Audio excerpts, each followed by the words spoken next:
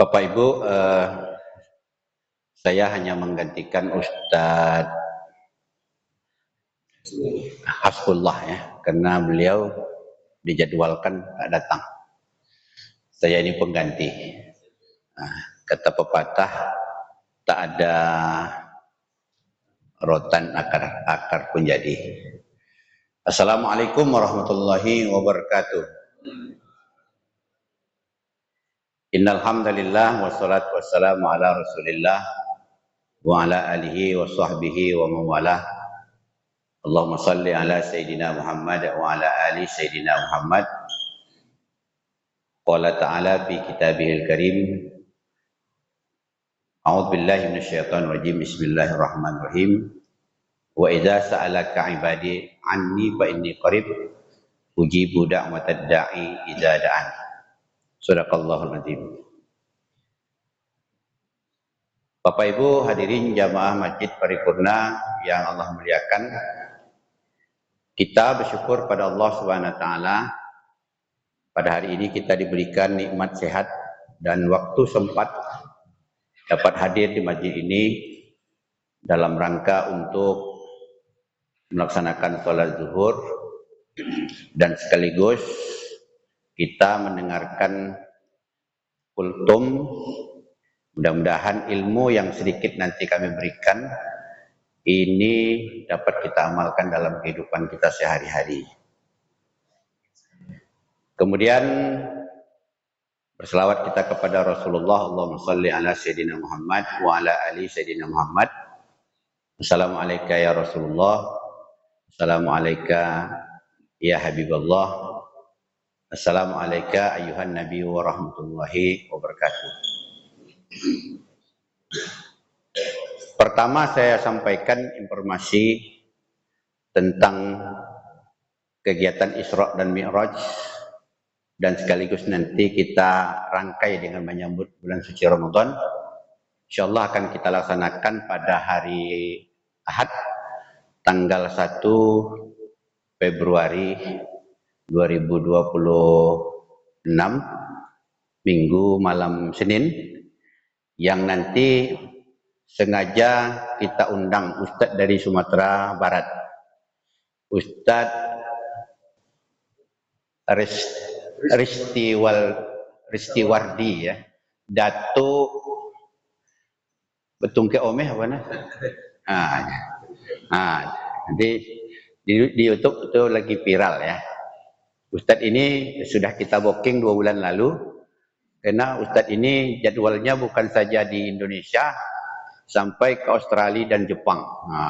Nanti mohon kita sama-sama ramaikan. Nah, insyaallah target kita nanti paling tidak ya ilmu yang disampaikan nanti dapat kita amalkan.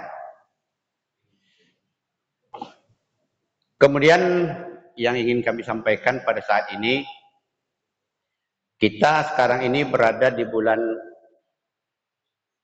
Sya'ban. Hari ini kalau tak salah kita sudah hari ke-6 ya. Di mana tidak lama lagi akan datang bulan Ramadan. Maka amalan kita yang terbaik. Nah ini mungkin ini yang perlu kita ingat. Amalan kita yang terbaik di bulan Sya'ban ini, yang pertama banyak-banyak berdoa. Ya, Rasulullah SAW menyampaikan doa itu sering kita baca, sering kita dengar. Allahumma barik lana fi Rajab wa Sya'ban wa ballighna Ramadan. Ya Allah, berkahi aku di bulan Rajab dan bulan Sya'ban, sampaikan umurku kepada bulan Ramadan. Nah, jadi kalau sekarang ini sudah kita bulan Sya'ban, doa itu kita pangkas. Allahumma barik lana fi Sya'ban wa ballighna Ramadan. Jadi ini doa yang diijazahkan oleh Rasulullah SAW kepada kita.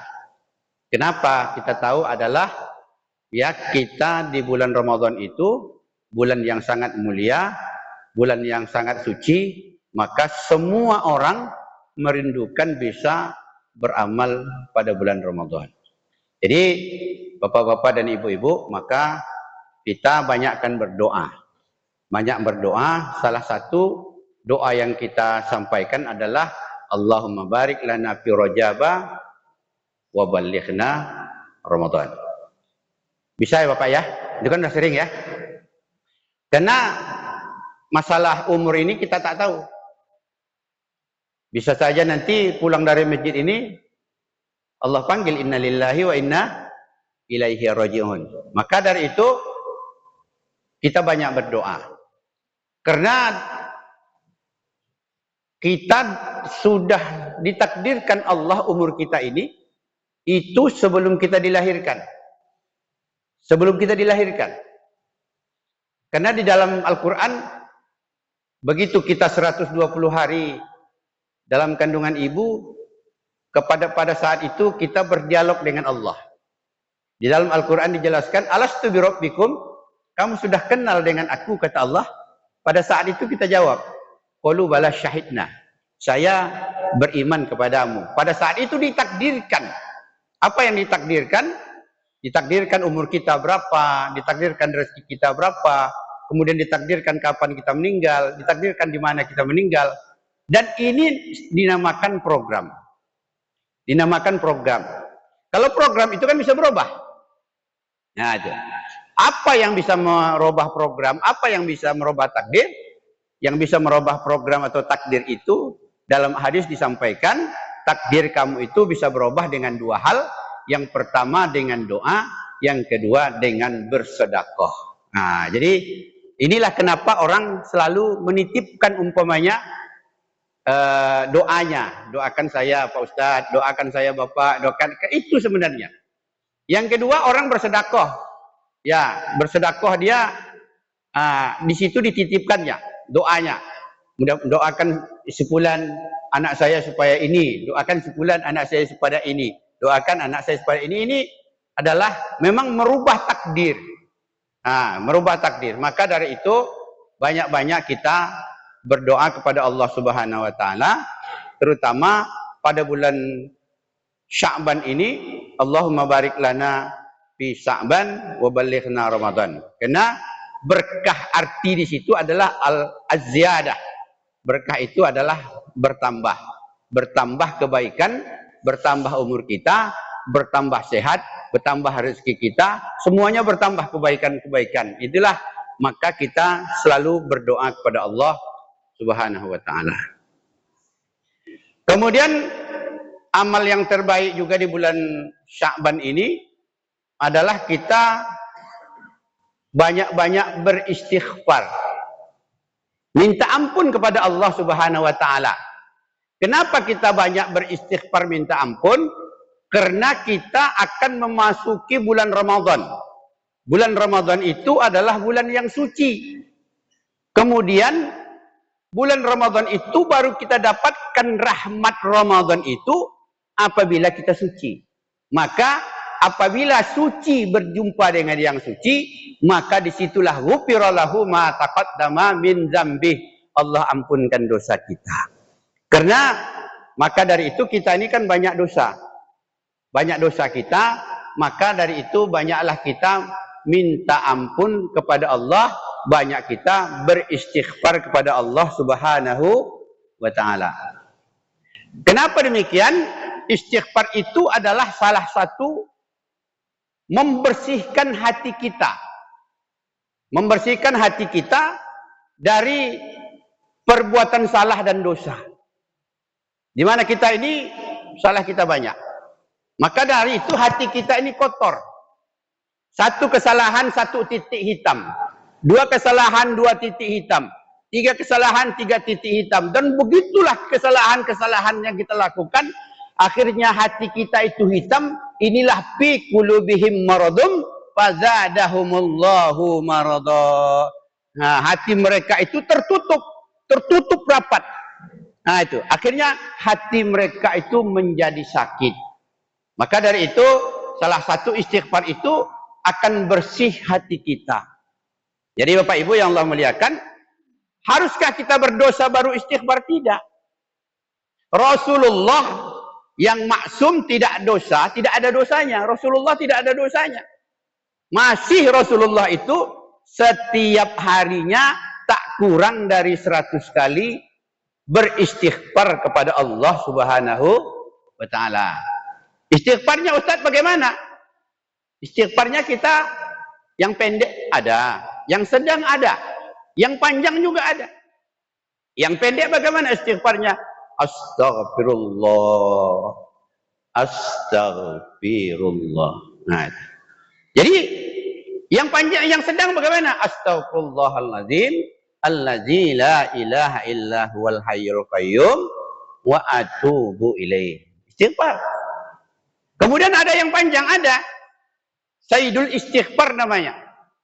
Allahumma anta rabbi la ilaha illa anta khalaqtani wa ana abduka wa ana ala ahdika wa dika mastata'tu a'udzubika min syarri ma sana'tu abu'u laka bi ni'matika alayya wa abu'u bi dzambi faghfirli fa innahu la yaghfirudz dzunuba illa anta. Nah ini insyaallah kita banyak beristighfar, maka insyaallah hati kita itu bersih, Pak. Karena hati itu adalah tempatnya amal. Hati itu tempatnya amal. Maka kalau hati kita bersih, maka amal kita itu akan masuk ke dalam hati, maka nanti hati itu nanti akan sampai ke aras. Kemudian aras itu situ ada malaikat muqarrabun, maka sampailah amal-amal kita dicatat oleh Allah Subhanahu wa taala. Tapi kalau hati kita kotor, maka nanti akhirnya apa? Tidak ada amal ibadah kita yang tergantung yang masuk ke dalam hati kita. Kenapa? Hati kita kotor. Kita contohkan. Umpamanya saya lah. Hobi saya itu salah satunya memelihara ayam. Hobi saya itu memelihara ayam. Setiap pagi saya mengurusi kandang ayam. Setiap hari saya mengasih makan ayam. Akhirnya apa? Karena kandangnya bersih, ya karena saya kasih makan ayamnya, maka ayamnya itu sehat. Iya kan Pak ya? Ayamnya sehat. Ayamnya sehat, ayamnya bertelur, ayamnya beranak, dan ayamnya itu menghasilkan. Kenapa? Kandangnya bersih, kemudian kandangnya juga dijaga. Inilah dalam artian hati kita. Kalau hati kita umpamanya bersih, maka nanti akan masuklah amal ibadah. Nah ini, maka masuklah nanti segala amal kita. Dalam artian maka disitulah akan nanti ibadah kita itu berbuah dia. Apa buah ibadah itu? Buah ibadah itu adalah akhlak kita. Jadi kalau kita melihat seseorang itu, lihatlah akhlaknya. Kemudian dari akhlaknya akan itu hasil dari ibadahnya. Kemudian dari hasil ibadahnya itu, itulah nanti akan kuat imannya. Kalau kita telusuri, kuat iman seseorang akan menentukan dengan kuat iman itu adalah ibadahnya. Bagus ibadahnya akan menentukan akhlaknya. Oh, itu. Jadi begitu dia. Jadi seolah-olah kita bisa melihat. Seperti pohon umpamanya kita contohkan. Pohon itu kuat disebabkan apa? Akarnya tertancap ke tanah kuat, maka batangnya kuat, sehat, daunnya bagus, akar apanya cabang-cabangnya banyak, dan dia pasti berbuah. Maka dari itu kalau iman kita kuat, ibadah kita rajin, dan hasilnya akhlak kita bagus. Jadi kalau umpamanya, oh dia tuh hebat ibadahnya, tapi mulutnya tak terjaga, enggak. Itu semu dia. Maka dari itu tadi kita ilusikan, kita contohkan seperti yang kandang ayam saya katakan tadi. Kalau ada di kandang ayam itu umpamanya musang, ada di dalamnya biawak, ada di dalamnya ular, dapat dipastikan ayam mati. Iya kan? Ayam mati dalam kandang tuh. Kenapa di dalam kandang tuh ada ular, dalam kandang tuh ada biawak, dalam kandang tuh ada umpamanya musang? Pasti ayamnya habis. Tak akan ada hasil. Begitu juga hati kita, maafnya. Ya, kita ibadah, kita umpamanya ini, kita itu, tapi kita lakukan yang merusak dalam hati kita itu ada riya, ada ujub, ada takabur. ada sombong, tak ada guna amal. Habis. Habis, Pak. Kata Rasulullah sallallahu alaihi wasallam, la yadkhulul jannah man kana minal kaba'ir. Tidak masuk surga, tidak masuk surga kalau ada sombong dalam hatinya. Itu. Jadi tak bisa itu. Jadi artinya sebelum Ramadan ini dibersihkan. Itu makanya itu, dibersihkan.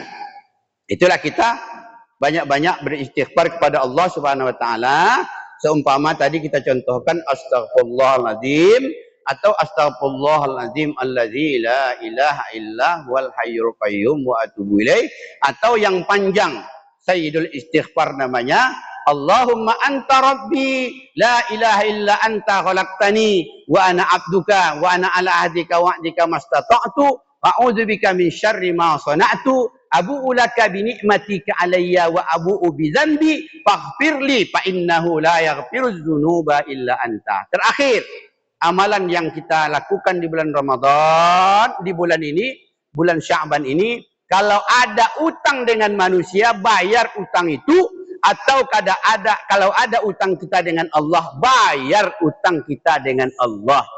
Ini dia. Bayar. Jangan kita umpamanya biarkan. Karena nanti kita ini harus suci, masuk kepada bulan yang suci. Jadi ini, apa utang kita kepada Allah dijelaskan dalam Al-Quran. Fadainullaha haqqu ayyuqda. Utang kamu kepada Allah wajib kamu bayar. Apa utang kita? Mungkin ya Pak ya. Dulu kita tak tentu dunia ini. Kita kan akil balik itu umur katakanlah 12 tahun. Tak tentu dunia ini Pak. Puasa, tak puasa kita. Ingat tak? Dari mulai kita akil balik 12 tahun, sampailah umur kita sekarang macam saya 61 tahun. Ya. Kalau hijriahnya umur saya itu baru 61 tahun. Tapi kalau hijriahnya, kalau masehinya baru 59. Nah, kalau hijriahnya 61. Kalau masehinya baru 59. Ada enggak di situ saya bolong-bolong tak pernah puasa? Bapak saya tanya dulu. Dalam hati Bapak nanti jawabnya, jangan Bapak saya jawab sekarang. Dari akil balik sampai umur sekarang ini, ada enggak puasa Bapak tinggal? Ada puasa Bapak? Maka ini wajib dibayar. Wajib dibayar.